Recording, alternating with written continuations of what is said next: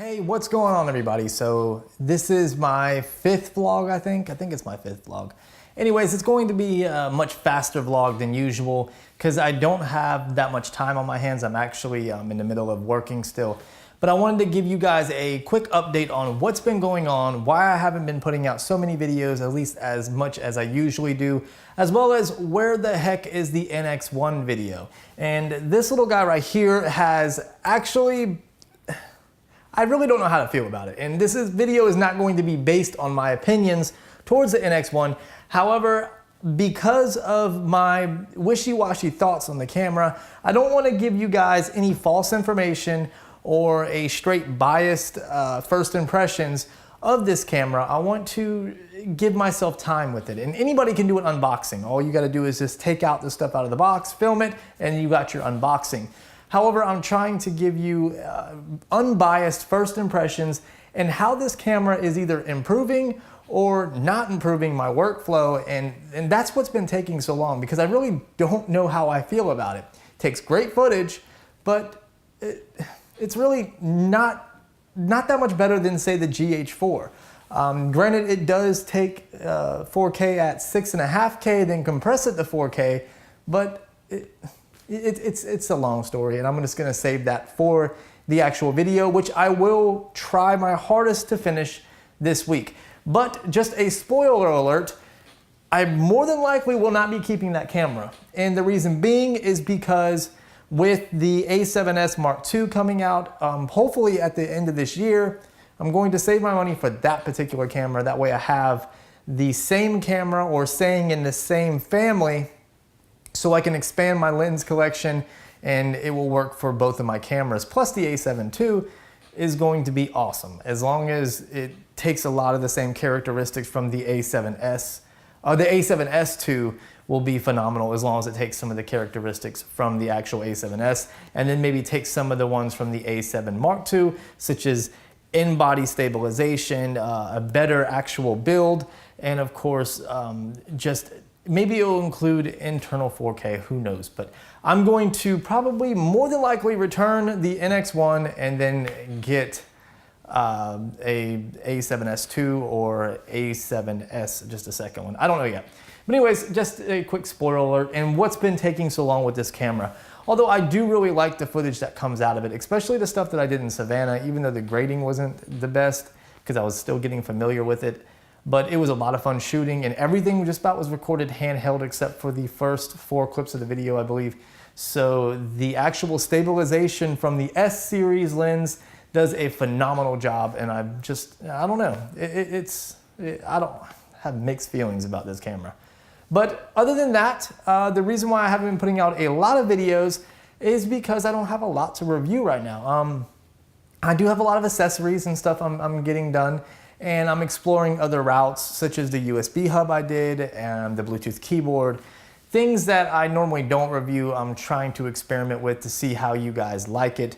And with that being said, I'm trying not necessarily to be picky with what I review because I'm being very open-minded about everything. However, I do want to focus on things that you guys want, not just things that I'm just putting out just to get views and subscriptions, because what's going to happen is I'm going to lose my views and lose my subscribers if I just put out junk. So I definitely don't want to refer anything to you guys that I wouldn't buy myself. So in that sense, I'm being picky, but at the same time, I'm being very open-minded to a lot of different items just to get experience in these things and also to reach out to a different crowd of people other than just people that are searching for smartphones and accessories. So with all that being said, that's the reason why I have not been putting out so many videos. I think last week I put out 1, and so far this week, even though it is Sunday, I've put out 1, and then including this vlog will be 2. But I do have a few more coming. Just be patient with me. Don't leave me just yet. And of course, I will be doing more giveaways on the channel, but again, be patient with me. They're not coming at this very moment, even though I do have the USB hub giveaway, which I didn't mention if it was international or not in the actual video. I might as well make it international. I mean, it's not like it's a huge item. So no matter where you live, as long as you leave a comment in that video, you are still able to win. But other than all those things, in my personal life, There's really not been too many changes. My wife's friend is going through a lot in her life, so my wife has been actually being there for her friend and doing all of that. So I'm not gonna get any the details of it because it's none of my business. It's not my life, it's her life. So if you guys know her, which I'm sure most of you, actually I know all of you don't, then it's really none of your business if it's none of my business. So that's why I'm not talking about it. We actually went shopping the other day because it was her birthday last Monday, and since it was like beginning of the work week and she's doing her internships, we were both pretty swamped with just different activities.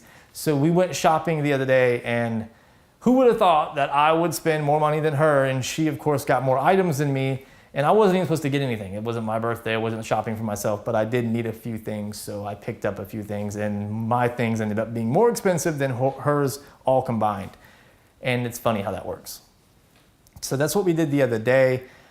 We've been trying to get a little bit healthier, and it's like every time we try to do healthy, we go for about 1 or 2 days, and then we realize how much more convenient it is to go out to eat than to make a meal yourself. And that's pretty much what happens like every single week. So we're actually going to be more devoted to it from here on because we're getting that beach house in the summer, and we're trying to get much more fit before we go to that beach house so we don't embarrass ourselves with flabby flabbertons everywhere. So wish me luck on that because I know fast food's terrible. I do. I know it's absolutely horrendous for you.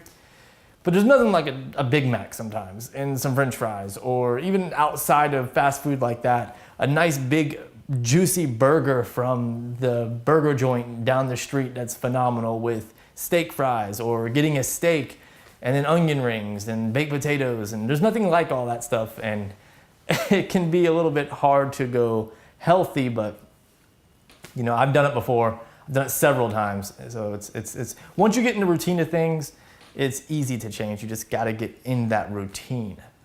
So other than that, really hasn't been too much going on. At my actual job, my full-time job, if anybody works in the healthcare field, we generally have the same rumor that everybody talks about. It's more of not conspiracy, it's a superstition that death comes in threes. Someone like Danny Winget would know this because he works in the hospital, and I'm sure a lot of you guys that watch my videos are in the healthcare field as well. And you all know that when someone dies, usually there's 2 more that follows. Well, this past week has been a busy week for the Grim Reaper at my job. Now, remind you, I do work at a nursing home. So generally, and I don't mean this in a joking manner at all, I'm being dead serious. Generally, when you go to a nursing home, unless it's more of a rehab nursing home, the only way to leave that nursing home usually is death. And I don't mean to say that mean or being a cynical butthole or anything like that. Generally, when someone goes to a nursing home, they're in the nursing home because they can no longer take care of themselves. They're very dependent on others to take care of them, and they don't qualify for an assisted living because they don't meet the standards, which is usually a transfer of one assist, or to be able to ambulate independently, or they just don't have the money, or they're just too crazy for an assisted living. So with all that, then they go to the nursing home, and usually once you go to a nursing home, unless again you're in the rehab portion of the nursing home, which a lot of nursing homes don't have, especially here in Georgia, most nursing homes are actually going more towards the mental health side. So it's more long-term. And once you go long-term, you start to decline because you get on so much medication, Ativan, Seroquel, Ambien, which really isn't that bad, but then you got pain medication, you have antidepressants like Xanax for being in a nursing home. You get on all this medication, so of course it's going to bring you down, and depression itself is a huge killer. Not just with the elderly, but with younger generations. Depression kills people like that. I mean, it's like cancer. It just spreads through your body because it's really hard to get undepressed or not depressed, however you want to look at it, and focus on the good things in life if you're constantly being a Debbie Downer. And that can bring you down to the point where you have a high risk of suicide. You don't want to eat. your immune system takes a hit. You don't want to drink. And when all these things happen, plus all that medication you're on in the nursing home, you go downhill. Well, the only way out of a nursing home generally is death. So in my line of work, we see deaths all the time. But this past week, we've had 4, I think, 3 or 4 in just a week and a half. And that's a lot for a nursing home, especially for 112 patients. So that's pretty intense. Now, when you're in the hospital, like Danny Winget, I don't mean to keep bringing him up, but he works in the hospital, you kind of see deaths a lot more, especially when you work in the ER because you're dealing with a lot of trauma patients and things like that. So that's more expected in a hospital. In a nursing home, though, 4 in a week and a half is a lot. So hopefully we can get out of this rut that we're in, and the Grim Reaper don't come and take 2 more, because we really, I don't know, I feel for my patients and don't like to see them go. However, I'm more callous to it now. I'm not necessarily as weak as I was when I first started as a CNA in the healthcare field, which just because it's a vlog and I can just ramble about anything, just a quick story about what happened to me as a CNA. So I was a CNA on the floor in the rehab department. And like I said, a lot of nursing homes in Georgia don't have a rehab department, but in Florida, I worked at a very nice nursing home and it definitely had a rehab department. And we had a patient that was an open heart surgery, a post-surgery patient, but he still had the sutures in his chest. And he was being transferred by a CNA that I trained, and I would always give her hell. I would just give her a hard time. She was sitting underneath hand sanitizer one time and I sprayed it on her. I would just always give her hell just because she was my trainee, and that's how I like to train my people that work with me, is just joke around, have fun, and pick on them, because it actually toughens them up. So that way when someone else is a butthole to them, you know, they can come back like that. So she transferred the patient. The patient coded in the middle of the transfer. He was probably 290 pounds, big old guy. And she was probably 5'1". She was just like a little elf. And when she was transferring him, he coded, she put him to the ground, she went to the ground with him. She ran and got me, and she got the nurse and some other people. And of course, me being me, I stepped in, I was like, I'll give CPR. So I started doing chest compressions. And as I was doing chest compressions, the sutures were ripping apart. And as they were ripping apart, pieces of skin was going into my hand. Well, we weren't able to save him. He definitely did die. And when the EMTs got there, because you cannot stop chest compressions until the emergency medical team arrives, and then they take over. So once you start, just a quick tip, most of you healthcare workers do know what I'm talking about, but if you are ever on the road and you start chest compressions to try to save someone's life, technically, I don't know if you can get arrested for it or not. I don't think you can, because you are trying, but technically, I guess they could arrest you. Once you start chest compressions, you are not allowed to stop until someone can relieve you of chest compression. So you have to keep going. And now I believe I think it's like 100 to 1. Like, it used to be 30 to 1. And now they're no longer worried about the breaths. It's all about the compressions. So, and you should be able to do 100 chest compressions in a 60-second period.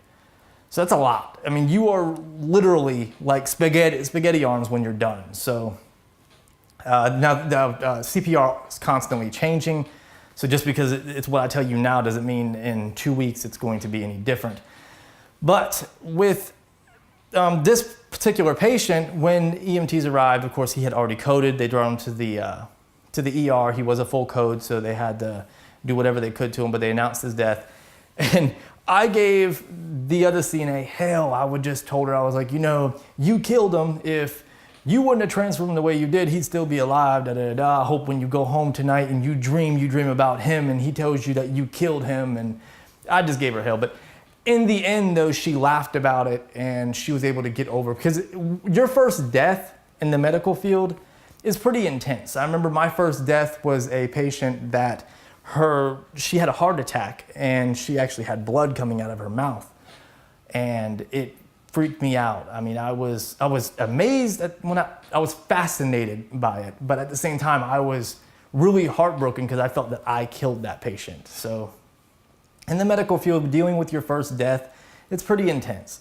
And I figured the best way to get over it is just face the facts. You didn't kill him, the patient's dead, things happen, and I made jokes about it with her, and she was able to get over it much, much quicker. So other than just to comfort somebody, and to me, when dealing with something traumatic like that, not necessarily a personal death, but something traumatic as being in the medical field and experiencing your first death, the best way to deal with it is not just to sit there, oh, it's okay, and constantly remind them of it, because that kind of makes you a little bit sadder. It's just crack a joke, be done with it. Things happen. It's part of your job. Get used to it and get callous to it. It could be a good thing. It could be a bad thing to be callous to things like that. But my personal experience, it's definitely a good thing. But I know that was a completely off the chain rant, but I wanted to give you guys an idea. A, what's been going on.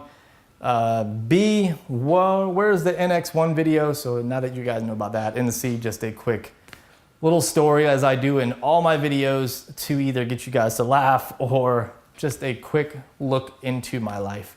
So other than that, guys, I will talk to you in the next vlog, and I'll see you guys in the next video. Peace.